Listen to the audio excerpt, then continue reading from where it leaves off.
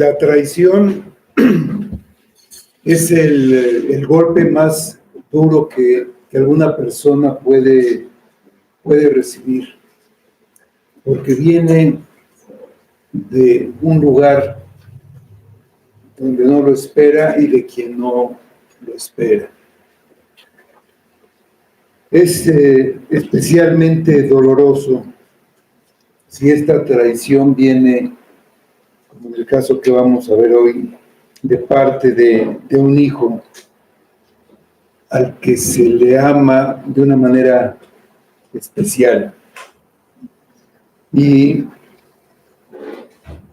esta traición, la traición siempre viene acompañada de hipocresía, de falsedad, de engaño, de estar incluso alabando a alguien para atacar en un momento pues, menos esperado. Eso ocurrió con el hijo de David, Absalón, en el capítulo 15. Vamos a leer en este momento el versículo número 13 nada más, y después vamos a estar exponiendo del 1 al 23. Dice el versículo 13. Y un mensajero vino a David diciendo: el corazón de todo Israel se va tras Absalón. Vamos a orar.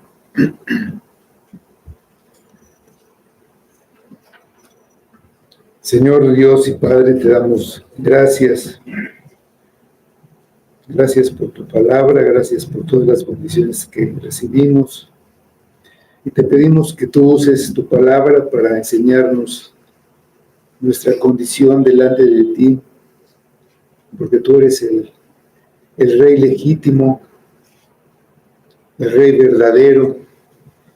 Y nosotros como pecadores muchas veces seguimos al usurpador, al que en estos momentos ocupa el trono de este mundo, aunque sabemos que no será para siempre, pero seguimos a ese usurpador y te traicionamos. Ayúdanos, Padre, abre nuestros ojos, nuestro entendimiento, nuestro corazón. Danos de tu espíritu y de tu palabra para llevarnos más a ti, Señor. Pedimos que sea para tu gloria y lo pedimos en el nombre de Cristo. Amén.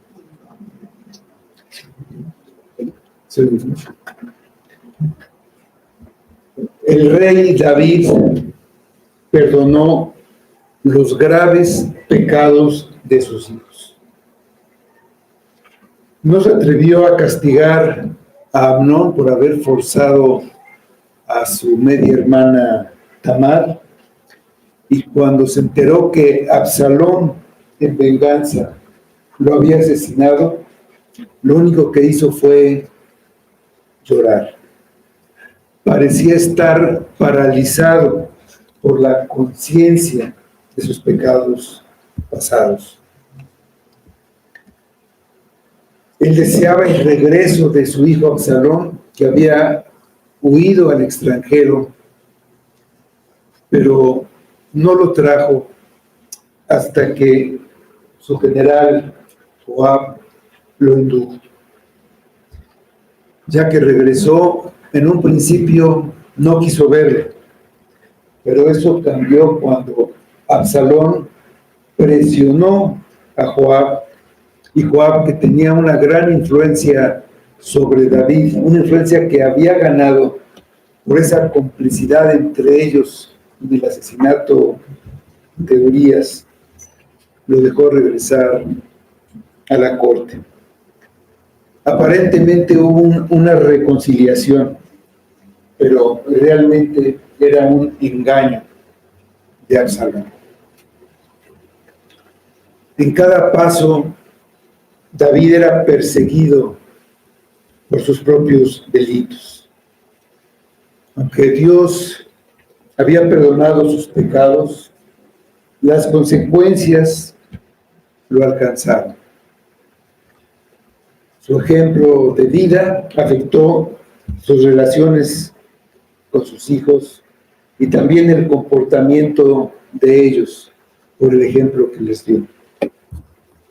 Absalón había regresado, pero en lugar de estar agradecido por el perdón que le había concedido su padre, el perdón de la pena de muerte, y en lugar de trabajar en engrandecer el reino que se suponía que un día heredaría, puso en marcha un plan para derrocarlo y tomar el poder inmediatamente, en lugar de esperar el tiempo debido.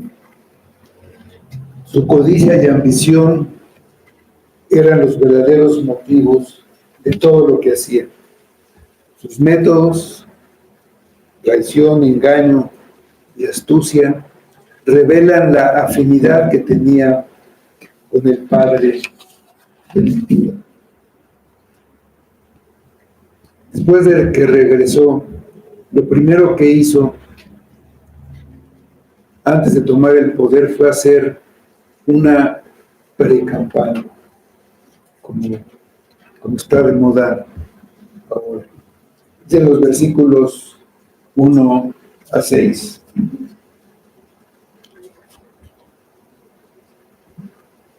Aconteció después de esto que Absalón se hizo de carros y caballos y 50 hombres que corriesen delante de él. Y se levantaba Absalón de mañana y se ponía a un lado del camino junto a la puerta. Y a cualquiera que tenía pleito y venía al rey a juicio, Absalón le llamaba y le decía: ¿de qué ciudad eres? Y él respondía: tu siervo es de una de las tribus de Israel. Entonces Absalón le decía: mira, tus palabras son buenas y justas, mas no tienes quien te oiga de parte del rey. Y decía Absalón: ¿quién me pusiera por juez de la tierra para que viniesen a mí todos los que tienen pleito o negocios, que yo les haría justicia? Y acontecía que cuando alguno se acercaba para inclinarse a él extendía la mano y lo tomaba y lo besaba. De esta manera hacía con todos los israelitas que venían al rey a juicio, y así robaba Absalón el corazón de los de Israel. O sea, el que no era rey comenzó a comportarse como tal. Carros y caballos y hombres que corrían delante de esos carros. Esa era una característica de la realeza. Más tarde, cuando Adonías también quería tomar el trono en lugar de Salomón, también tuvo carros y caballos. Y era lo que el profeta Samuel les había advertido que haría el rey. Dice en 1 Samuel 5:11. Dijo pues: así hará el rey que reinará sobre vosotros. Tomará vuestros hijos y los pondrá en sus carros y su gente de a caballo para que corran delante de su carro. El carro no era para ir más rápido, era un símbolo de realeza, de quién era él. No tenía la autorización del rey, pero tampoco se lo prohibió. Él preparó una comitiva que daba la impresión de que tenía mucha autoridad, una autoridad verdadera en el rey. El rey no lo estorbó y él sacó el máximo provecho de la situación. No estaba simplemente presumiendo como un príncipe, como un junior, de lo que se conoce de su vida. Él no se consideraba a sí mismo como un hombre del pueblo. Siempre actuó con prepotencia, como al matar a Amnón y diciéndole a sus súbditos que él los protegería de todos, incluso del mismo rey. Actuó de esta misma manera cuando llamó a Joab, y cuando él no fue, quemó su campo para obligarlo a ir. Ese era Absalón. Era hábil como político, y por eso decidió hacerse una imagen como hombre de pueblo para agradar al pueblo. Había regresado a Jerusalén y había conseguido que su padre le diera una completa libertad, y había recobrado su prestigio ante el pueblo. Ahora se levantaba temprano y se ponía junto a la puerta. Y ya hemos visto que este lugar, la puerta, era donde se llevaban a cabo los juicios, donde prácticamente se gobernaba públicamente.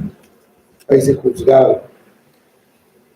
Si alguien creía que en su corte local no se le hacía justicia, apelaba a la corte del rey, donde el rey o uno de sus representantes escuchaban su caso.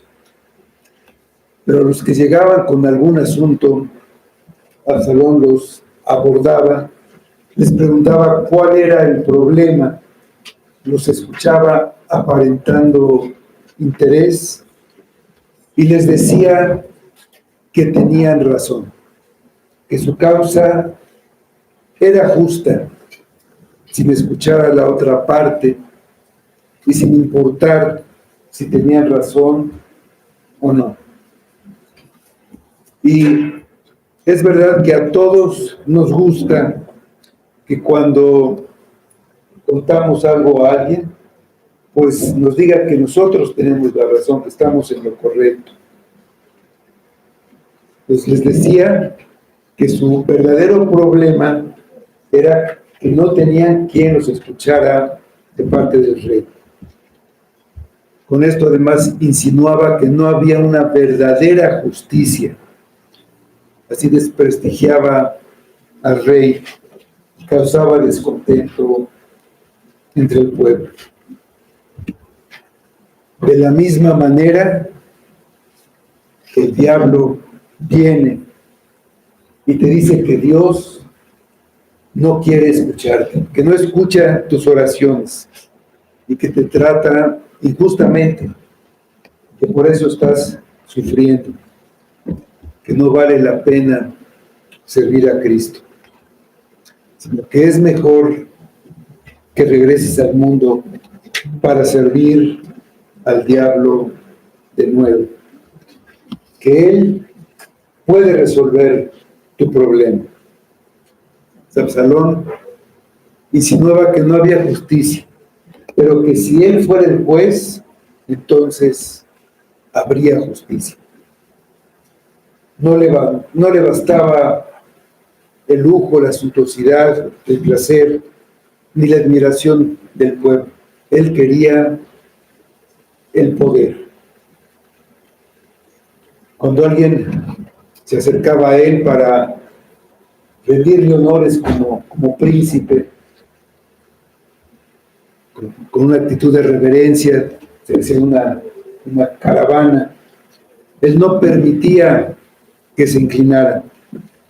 Lo levantaba, lo besaba, con una falsa humildad y una falsa empatía, se ganaba la buena voluntad del pueblo, como hacen los políticos modernos con tal de ganar el voto.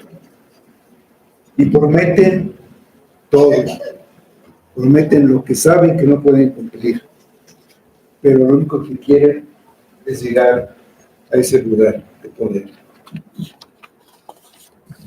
Así robaba Absalón el corazón de los de Israel. No ganaba los corazones, sino que robaba los corazones con engaños, con mentiras, con palabras falsas. No quería atraer a los enemigos de David, sino a sus súbditos, a los súbditos de David, no a los filisteos o a los amonitas, sino al pueblo de Dios al que servía. Buscó sembrar las semillas del descontento en las mentes del pueblo, para que no apreciaran a David y se volvieran desleales a su verdadero rey.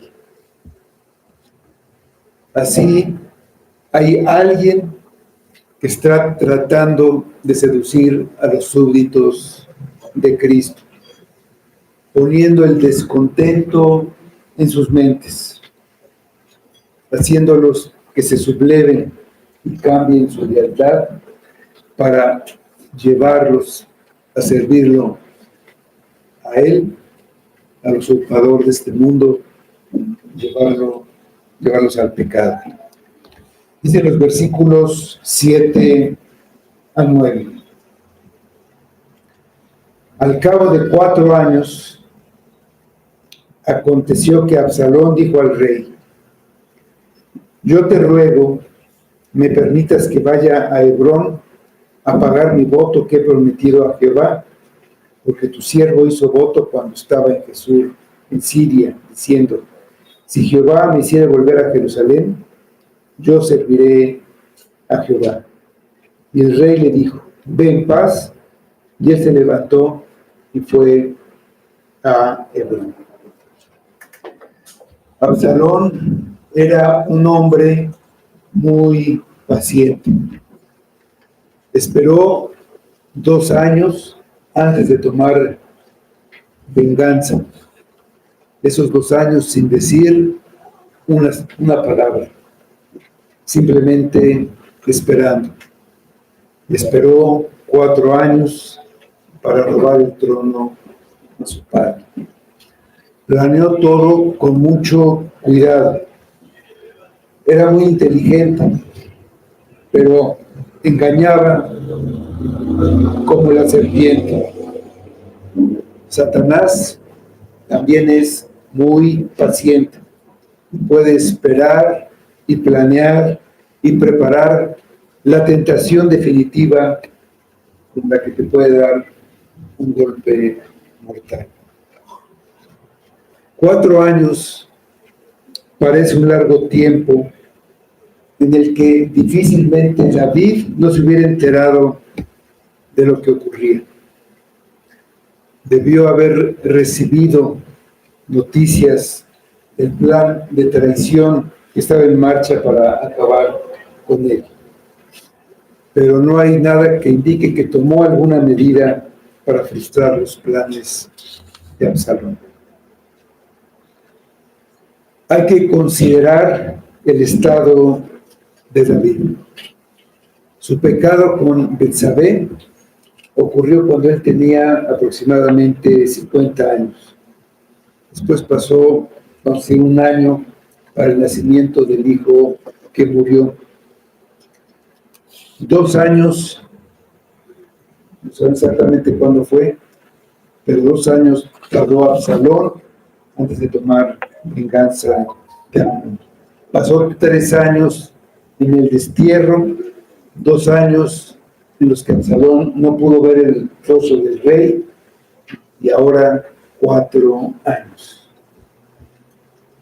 Alrededor de 15 años. Se le podía considerar en este momento como un rey viejo. Pero además, parece que el dolor y la tristeza le habían causado una grave enfermedad.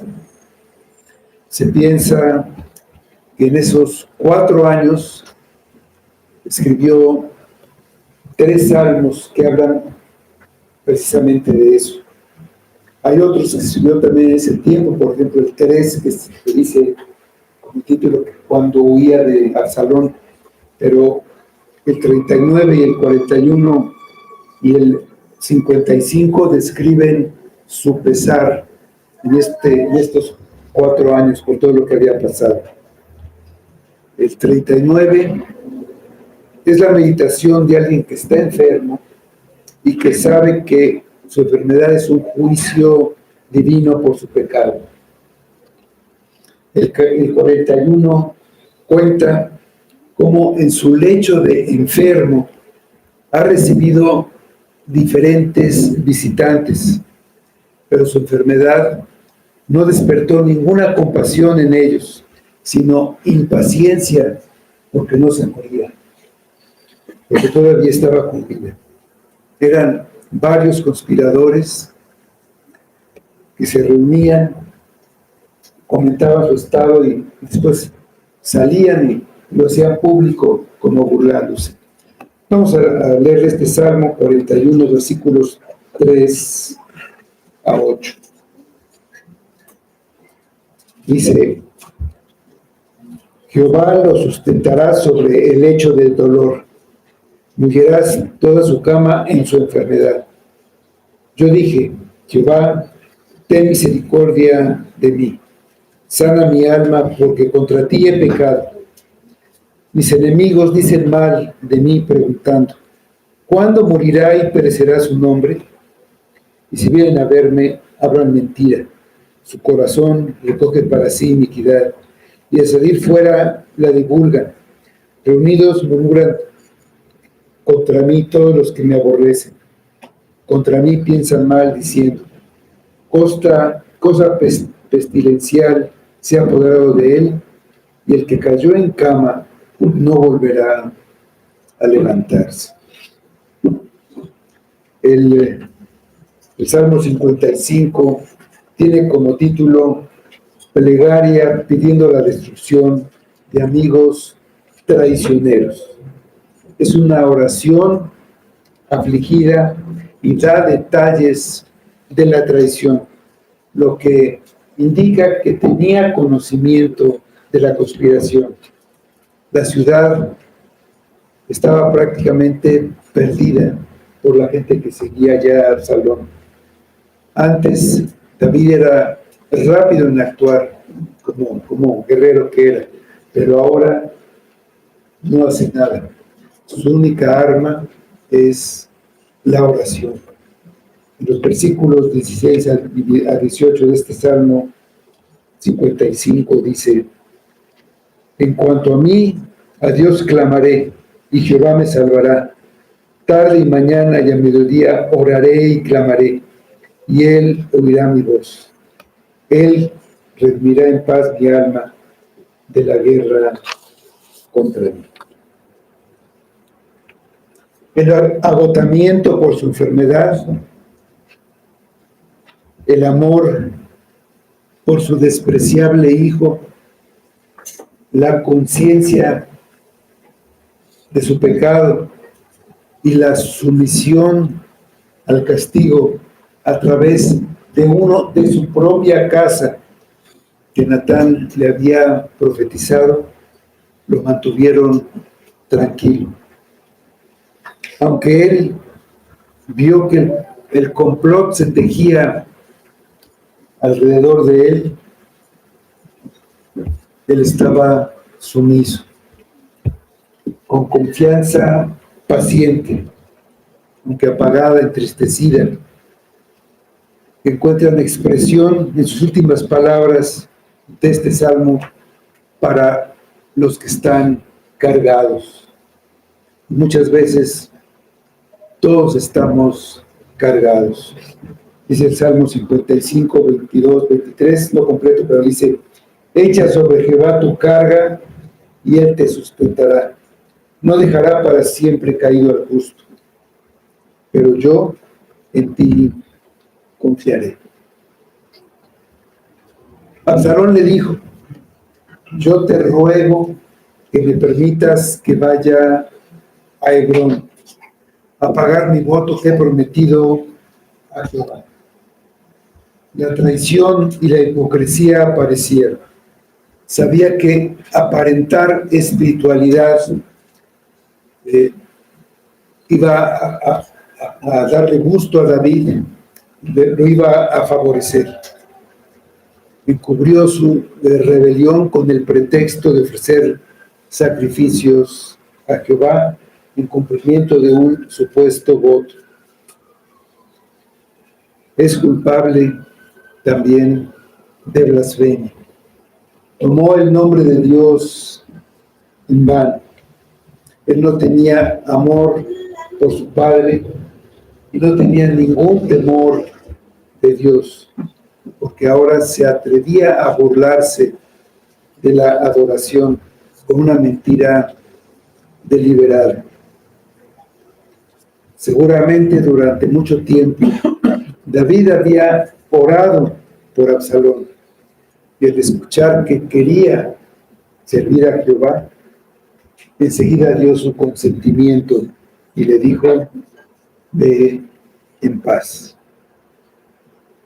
Esperaba que Absalón se reconciliara con Dios, pero la víbora de Absalón se fue para desde allí lanzar su venenosa mordida. Ve en paz. Esas fueron las últimas palabras de David a Absalón. Después de escucharlas, Absalón se fue para llevar a cabo el complot y derrocar a David del trono.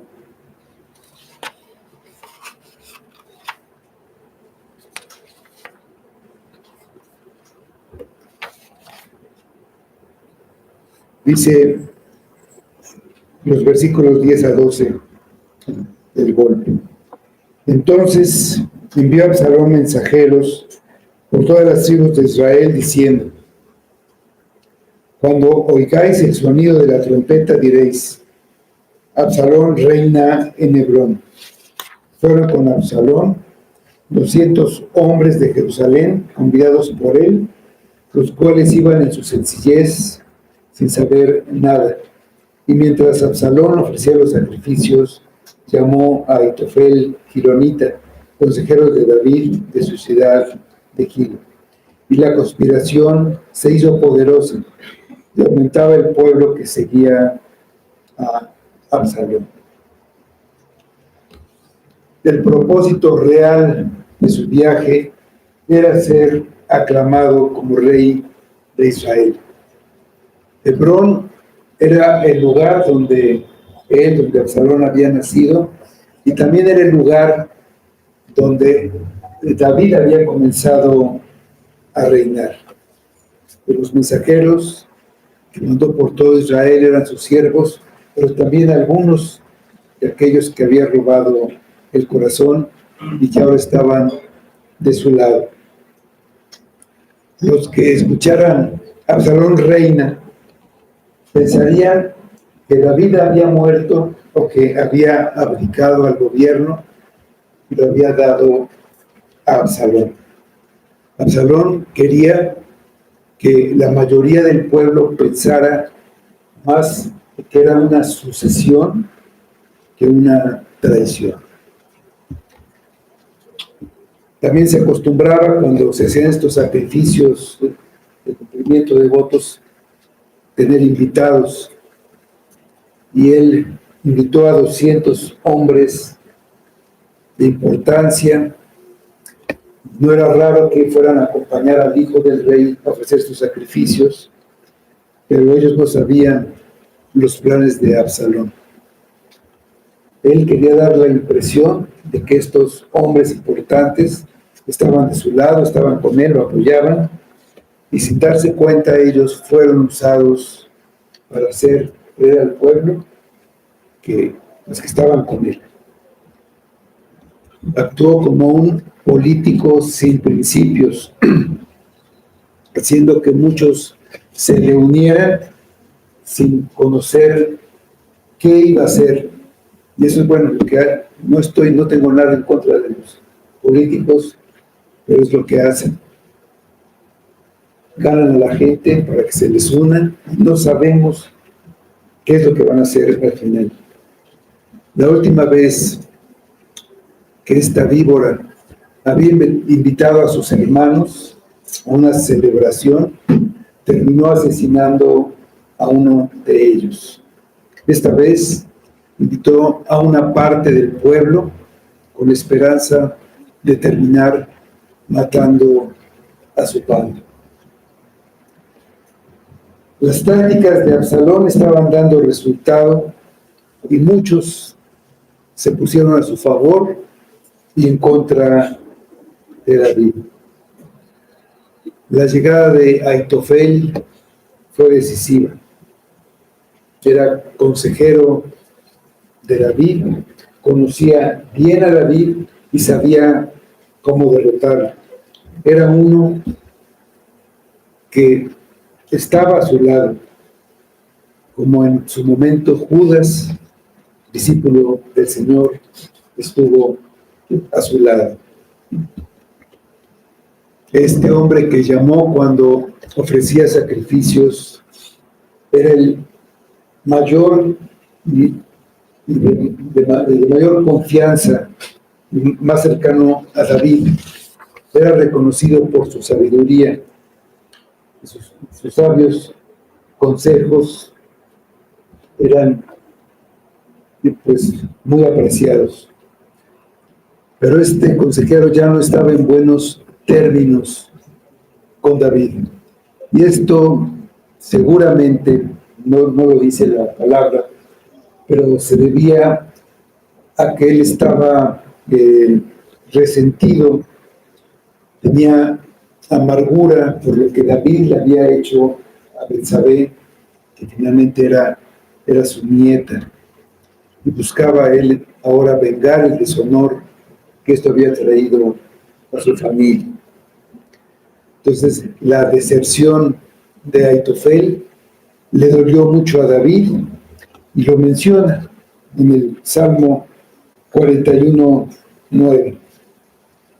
Dice: aún el hombre de mi paz, en quien yo confiaba, el que de mi pan comía, alzó contra mí el calcañar.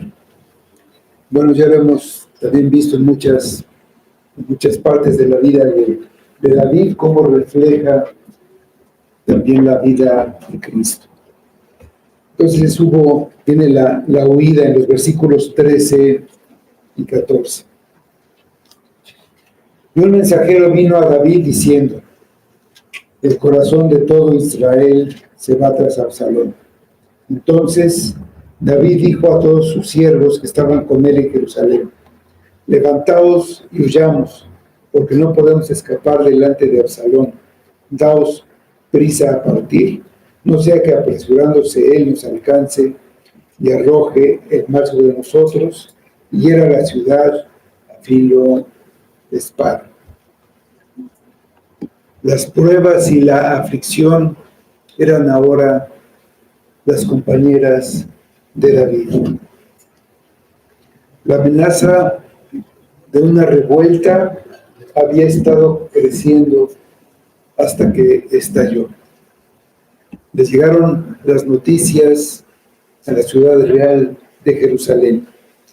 Su hijo y su consejero, unidos, amenazaban no solo su reino, sino su vida. Sabían que Absalón era despiadado, no se iba a detener, no iba a dudar en matarlo a él, porque no podía haber dos reyes, lo tenía que matar. Y era capaz, ya lo había hecho con uno de sus hermanos. Jerusalén era una fortaleza, era una ciudad que estaba construida en lo alto de un monte, pues era relativamente difícil atacarla, y David era un guerrero, tenía soldados, tenía experiencia, y sin embargo decidió huir. Una de las razones fue porque él realmente amaba al pueblo de Dios, todo lo contrario de Absalón. Si se quedaba, lo que iba a pasar es que Absalón iba a atacar la ciudad y no importaba el resultado de la batalla, iba a haber muchos muertos y la población sufriría. Y él no quería, lo dice ahí el pasaje, no quería que Absalón hiriera a la ciudad a filo de espada. Otra razón es que David estaba consciente de que lo que estaba sucediendo era la justa retribución por sus crímenes. Dios le dijo: yo haré levantar el mal sobre ti de tu misma casa. Y se estaba cumpliendo con la rebelión de su hijo predilecto. Se sometió al castigo divino. Pensó que resistir a Absalón era resistir al Señor. Y en lugar de hacerse fuerte en Jerusalén, abandonó la ciudad para salvarla. El castigo, él sabía que no podía evitarse, y quedarse en la ciudad solo ocasionaría el derramamiento de sangre.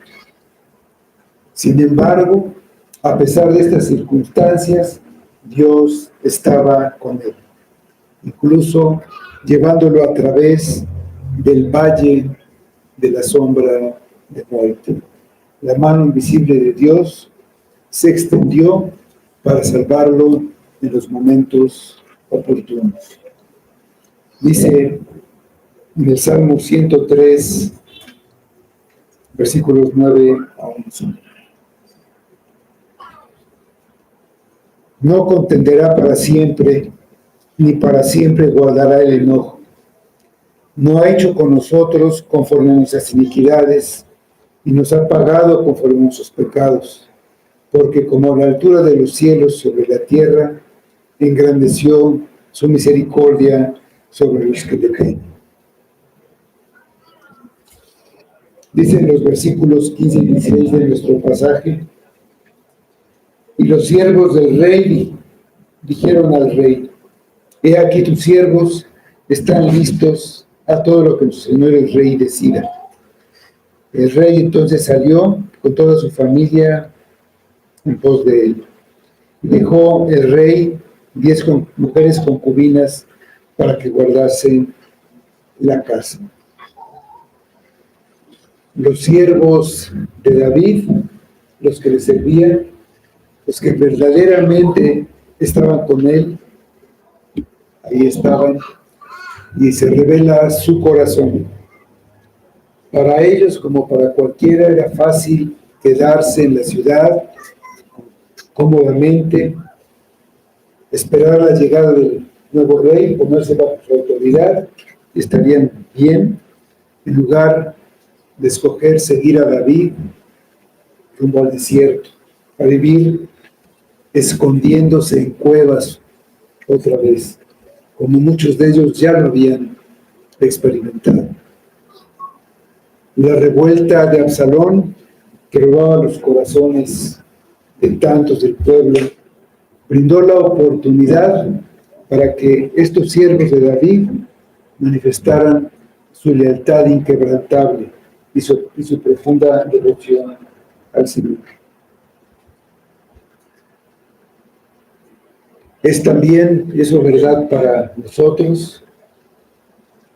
Hay veces en que se puede manifestar la lealtad o la deslealtad. Absalón era hábil para ganarse a las personas.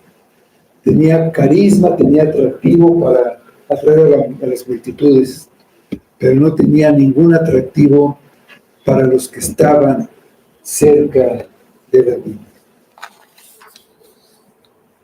Para nosotros es importante, mientras estemos en comunión con Cristo, sirviéndolo, los anzuelos que nos lance Satanás no servirán para apartarnos de Cristo.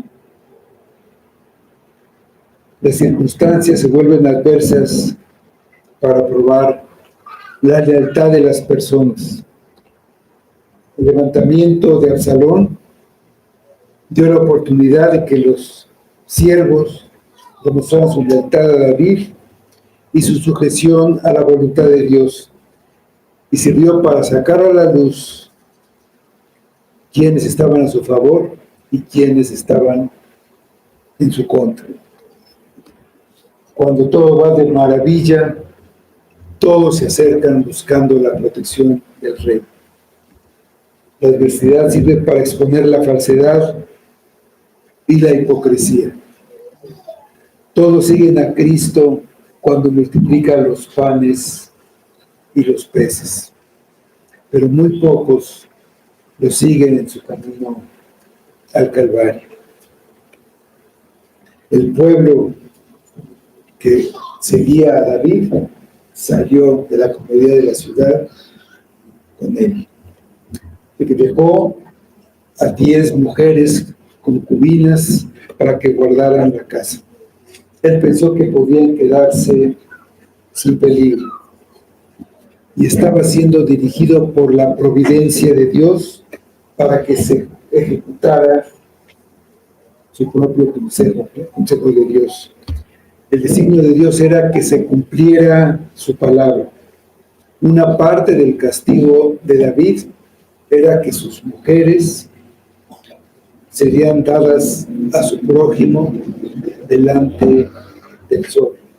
Y por eso era necesario que estas mujeres permanecieran en Jerusalén. Dice en los versículos 17 y 18.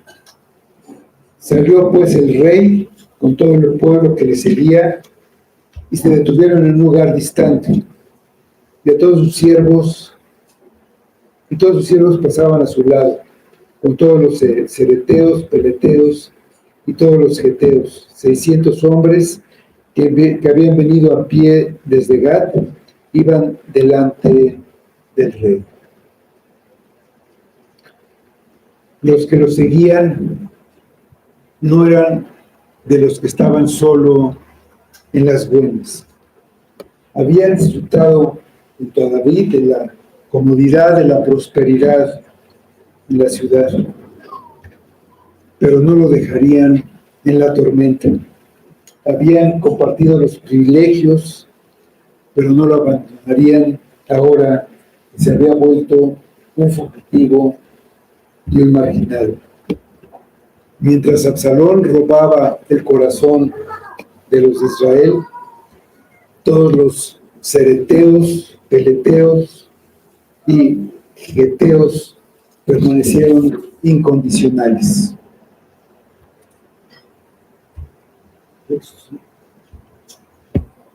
Los gereteos, los que se llaman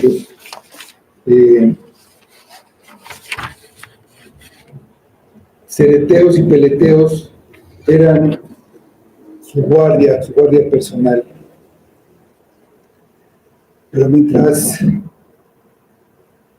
la nación seguía parte a Absalón y parte a Cristo, sucedió casi con Cristo. La nación judía lo rechazó y los elegidos de Dios no se han avergonzado de ser sus seguidores.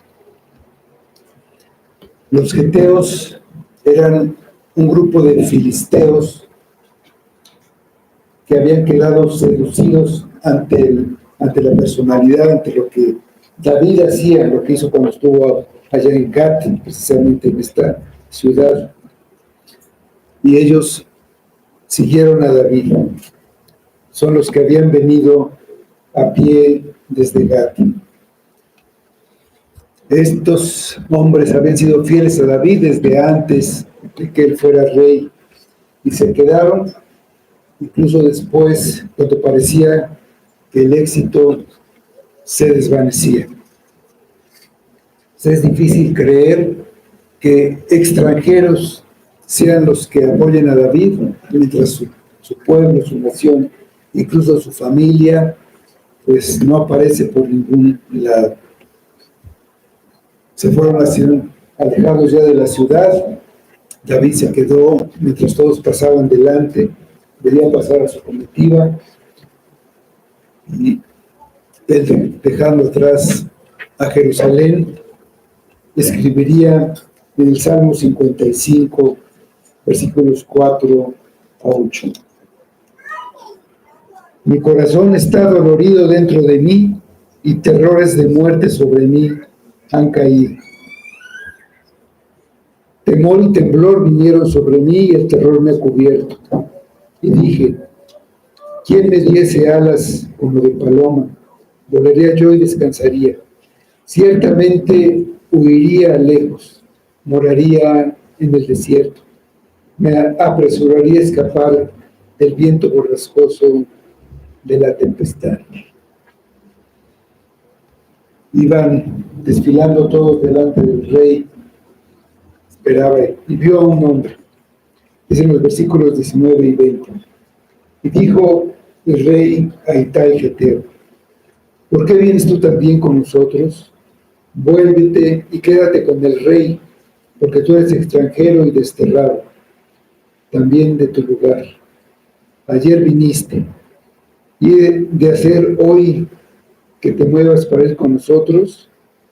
En cuanto a mí, yo iré donde pueda ir. Tú vuélvete y haz volver a tus hermanos, y Jehová te muestre amor permanente y fidelidad. Entonces reconoció a este hombre, un extranjero, también venido de Gad, hacía muy poco tiempo, venía del mismo lugar donde venían aquellos 600, esos 600 que habían dejado atrás su nación, sus ídolos, por haber reconocido en David ese rey verdadero. Y no entendía cómo un extranjero que apenas acababa de llegar, cómo podía mostrarle una gran lealtad y cómo estaba dispuesto a arriesgar su vida y sufrir penalidades. Él no quería poner en peligro a nadie y le dijo, vuélvete y quédate con el rey. Llamó a Absalón el rey. Él mostró que no pensaba aferrarse al trono. Parecía que Absalón triunfaría, así que David lo llamó el rey y puso el asunto en manos de Dios. Su futuro estaba en manos de Dios. Él tenía pocos soldados y tenía una necesidad vital de esos 600 hombres. Los necesitaba, pero le dijo a este hombre, vuélvete y haz volver a tus hermanos, a esos 600. Y Jehová te muestre tu fidelidad y amor. De los versículos 21 a 23. Y respondió Itai al rey diciendo, vive Dios y vive mi señor el rey, que para muerte o para vida, donde mi señor el rey estuviere, allí estará también tu siervo. Entonces dijo Itai, ven pues y pasen.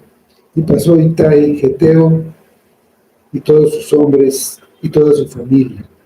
Y todo el país lloró en alta voz. Pasó luego el torrente de Cedrón, asimismo pasó el rey, y todo el pueblo pasó al camino que va al desierto. A Itai no le importó lo que pudiera costarle. Lo hizo voluntariamente cuando David estaba en fuga, y fue sabiendo lo que le esperaba. Vio a David, vio lo que había hecho para ganarse la lealtad de aquellos 600 hombres y decidió que estaría con él, pasara lo que pasara, y estar donde estuviera David. David no tenía nada que ofrecerles ahora que estaba abandonado por su pueblo, excepto su amistad, pero ellos se negaron a abandonarlo. Le dijo que él era el rey. Vive mi señor el rey, donde el señor el rey estuviera. Voy a hacer lo que me dijiste, pero tú eres el rey. Si sabemos quién es Cristo y lo que ha hecho por nosotros, ¿a quién vamos a mostrar lealtad?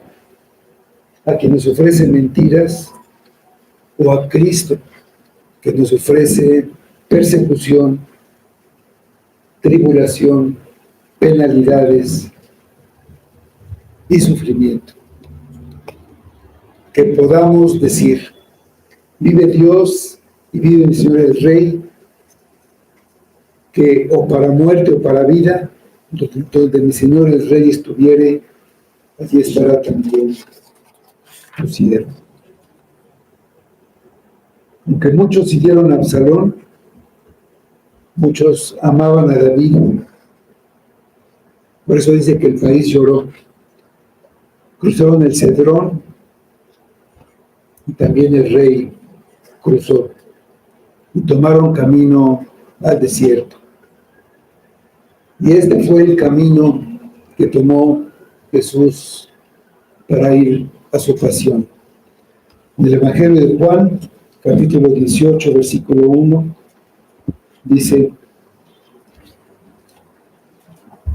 habiendo dicho Jesús estas cosas, salió con sus discípulos al otro lado del torrente de Cedrón, donde había un huerto, en el cual entró con sus discípulos.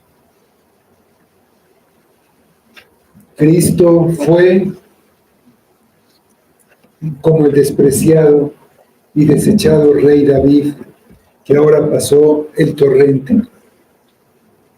Fue igual con el Redentor cuando fue a Getsemaní. David no estaba completamente solo.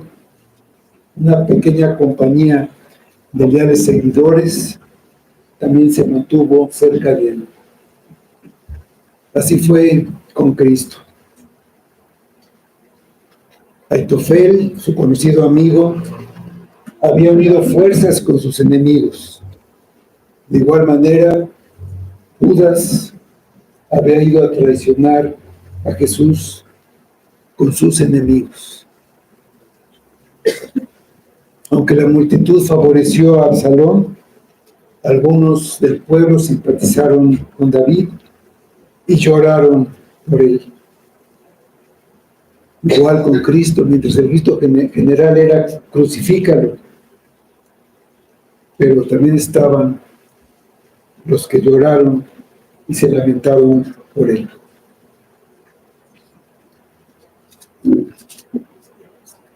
Solo hay dos opciones: dejar que el usurpador Absalón robe tu corazón con sus ofrecimientos falsos y tramposos, o permanecer fiel a Cristo, el verdadero Rey, y cruzar el torrente del Cedrón rumbo al desierto de aflicción.